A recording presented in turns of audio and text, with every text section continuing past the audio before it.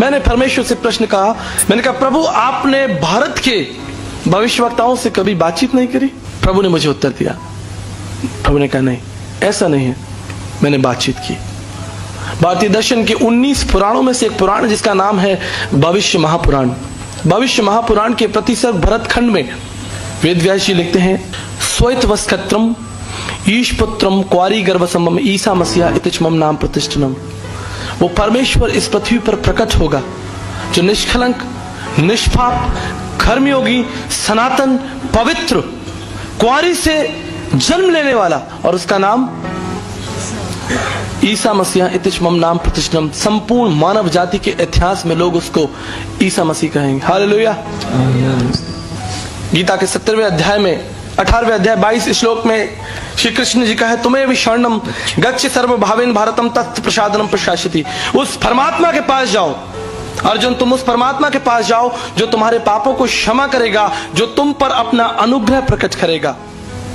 मांत्रिक उपनिषद में कहा, देवानुग्रह हेतुक्रम, उस परमेश्वर के अनुग्रह से ही तुम्हारे पापों को क्षमा मिलेगी। और प्रभु यीशु मसीह ने कहा, मैं तुमसे प्रेम करता हूं क्योंकि मैं अच्छा चरवाहा हूं। अच्छा चरवाहा अपने मित्र के लिए प्राणों को भी प्राण देता है। मैं अपना प्राण तुम्हारे लिए देता हूं। तुम्हें शरणम गच्छ सर्वभावेन भारतम तत् प्रसादनम प्रशासिति देवानुग्रह हेतुक्रम। उस परमेश्वर के पास जाना है जो आपके ऊपर अपने अनुग्रह को प्रकट करेगा। और यीशु ने कहा, मेरा अनुग्रह तुम्हारे लिए काफी है। माई grace is sufficient for you. मेरा अनुग्रह तुम्हारे लिए काफी है। मैंने कहा, पंडित जी शायद आप वैष्णव ब्राह्मण प्रार्थना मंत्र भूल चुके हैं।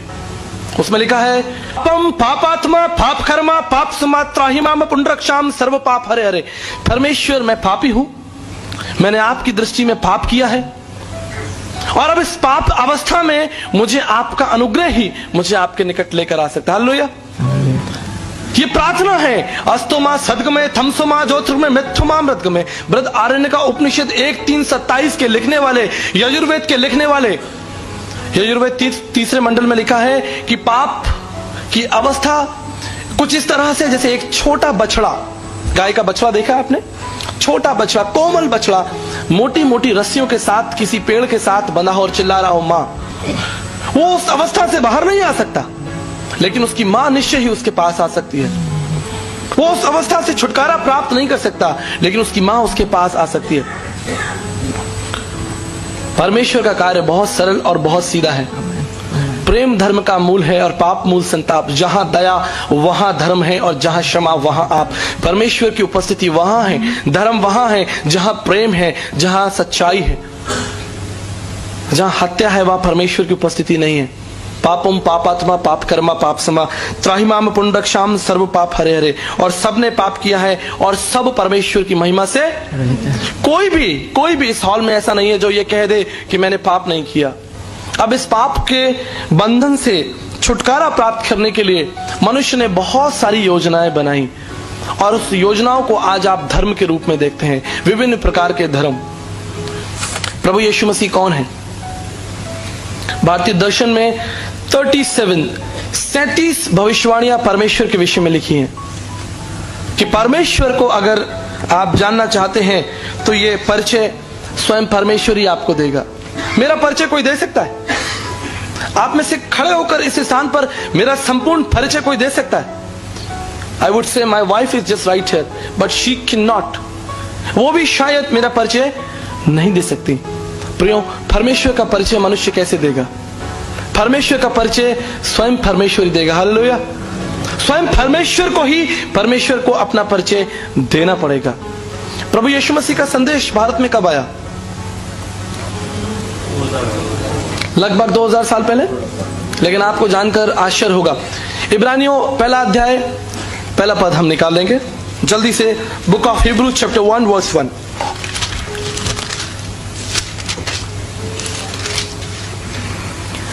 पूर्व युग में परमेश्वर ने बाप दादाओं से थोड़ा थोड़ा करके और भांति भांति से भविष्यवक्ताओं के द्वारा बातें कर इन अंतिम दिनों में हमसे पुत्र के द्वारा बातें की, जिसे उसने सारी वस्तुओं का वारिस ठहराया। यहाँ पर परमेश्वर का वचन कहता है कि पूर्व युग में परमेश्वर ने हमारे बाप दादाओं से थोड़ा थोड़ा और भांति भांति करके बातें की। Through profits, God spoke to us through people. मैंने परमेश्वर से प्रश्न कहा, मैंने कहा प्रभु आपने भारत के भविष्यवक्ताओं से कभी बातचीत नहीं करी? You have no plan for India. You never spoke to our people, our ancestors. हमारे लोगों से आपने बातचीत नहीं करी? प्रभु ने मुझे उत्तर दिया। प्रभु ने कहा नहीं, ऐसा नहीं है, मैंने बातचीत की। भारतीय दर्शन के 19 पुराणों में से एक पुराण जिसका नाम है भविष्य महापुराण। भविष्य महापुराण के प्रतिसर्ग भरतखंड में वेदव्यास जी लिखते हैं, तुम्हें शरणम गच्छ सर्वभावेन भारतम। आपने यह सुना, गीता 18वें अध्याय 22 श्लोक में। अनुग्रह देने वाला परमेश्वर, उसके पास जाना है जो अनुग्रह देगा। भविष्य महापुराण के प्रतिसर्ग भरतखंड में लिखा है, स्वैतवस्कत्रम ईशपुत्रम क्वारी गर्भसम्भम ईसा मसीहा इतिचमम नाम प्रतिष्ठनम। वो परमेश्वर इस पृथ्वी पर प्रकट होगा जो निष्कलंक, निष्पाप, कर्मयोगी, सनातन, पवित्र, क्वारी से जन्म लेने वाला, और उसका नाम ईसा मसीहा इतिचमम नाम प्रतिष्ठनम। संपूर्ण मानव जाति के इतिहास में लोग उसको ईसा मसीह कहेंगे। हालेलुया। हमारा परमेश्वर किसी जाति, किसी समाज, किसी देश से जुड़ा हुआ नहीं है, लेकिन संपूर्ण पृथ्वी पर राज्य करने वाला परमेश्वर है। परमेश्वर का वचन कहता है उसने बोलकर पृथ्वी को बनाया है। God has no caste, no religion. परमेश्वर का कोई धर्म नहीं है, परमेश्वर की कोई जाति नहीं है। प्रियो, आज भारत के कोने कोने में हम जाकर प्रभु यीशु मसीह के संदेश को बांटते हैं। अलग अलग प्रकारों के लोगों से हमारा प्रतिदिन मिलना होता है। कई स्थानों पर लोग कहते हैं तुम्हारा प्रभु यीशु मसीह तो एक विदेशी परमेश्वर है, तुम्हारा प्रभु यीशु मसीह तो ईसाइयों का परमेश्वर है, तुम्हारा यीशु मसीह तो अंग्रेजों का परमेश्वर है। प्रियो, भारतीय दर्शन शास्त्र में लिखा है, शब्दाक्षर परम ब्रह्म शब्दो ब्रह्म, आदि में वचन था, वचन परमेश्वर के साथ था, वचन देहधारी हुआ। परमेश्वर का वचन हमें सिखाता है कि वो परमेश्वर जो अज्ञात परमेश्वर था वो देहधारी हुआ, प्रकट हुआ, हमारे बीच डेरा किया। मांत्रिक उपनिषद भारतीय दर्शन शास्त्र में लिखा है, शब्दो ब्रह्म, शब्द ही परमेश्वर है, शब्दाक्षर परम ब्रह्म, और शब्द देहधारी होकर हमारे बीच में रहा। 33.5 years, 33 साल से अधिक का समय वो हमारे बीच मनुष्य बनकर रहा। यूं नहीं, भारतीय दर्शन शास्त्र के ब्रह्म बिंदु उपनिषद 31 में लिखा है, परम आत्मा वो परम आत्मा है, सुप्रीम स्पिरिट, सुप्रीम स्पिरिट, उससे बड़ा कोई नहीं है। श्रुति में श्रुतियों का वो ज्ञाता है। ब्रह्मनिष्ठम वो एकाकार परमेश्वर है, पूर्ण परमेश्वर है। सा ब्रह्मचारी वस्त्रशाह वो एक सिद्ध ब्रह्मचारी परमेश्वर है। मांत्रिक उपनिषद के इस लक्ष्य को सिर्फ और सिर्फ हम प्रभु यीशु मसीह के जीवन में देख सकते हैं। यद्यपि संसार में बहुत सारे देवी देवता, गुरु, महात्मा, पीर, पैगंबर, संत आए, लेकिन उपनिषद इस लक्ष्य में सब ब्रह्मचारी वस्त्रशाह कोई भी फिट नहीं होता सिवाय यीशु मसीह के। एक कर्मयोगी, सन्यासी, पवित्र जीवन। तुलसी याजक आय के कौन भयो समृत, कंचन पे कुंचन किन्न ना पस। कौन इस संसार में ऐसा हुआ, संत तुलसीदास जी कहते हैं, जिसने पाप नहीं किया। मौसम कौन कुटिल खल खामी, पापी कौन बड़ो है मोसे सब तन में नामी। इस संसार का सबसे बड़ा पापी मैं हूं, संत तुलसीदास जी कहते हैं। प्रियो, इस पाप के भवसागर से निकलने के लिए क्या रास्ता है? फ्रॉम माई लास्ट 17 years, 17 साल के कठोर परिश्रम के बाद यीशु मसीह को मैंने मोती की तरह चुनकर अपने जीवन का त्राता बनाया है।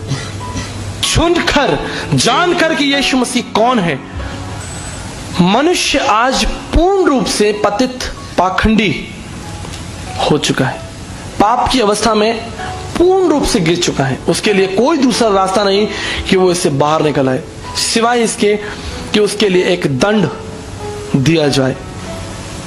आपने गलती की है, आपने पाप किया है। पापम पापात्मा पाप कर्मा पाप समात्राहिमा पुनरक्षाम सर्वपा। हम में से हर एक व्यक्ति जो इस स्थान पर बैठा है, चाहे वो किसी जाति, भाषा, कुल, समाज, क्षेत्र का क्यों ना हो, जान ले कि वो पापी है। अस्तोमा सदगमय, असत्य में है, प्रार्थना की जा रही है हमें असत्य से निकालकर सत्य में लेकर चले।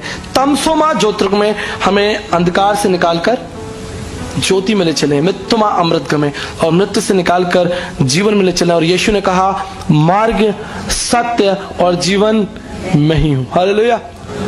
प्रभु यीशु मसीह पर विश्वास करने का जो सबसे महत्वपूर्ण कारण मेरे लिए है वो ये है कि प्रभु यीशु मसीह जीवित परमेश्वर है। It's not philosophical, it's not emotional कि प्रभु यीशु मसीह भावनात्मक जीवित है, मेरे मन में जीवित है, ऐसा नहीं है।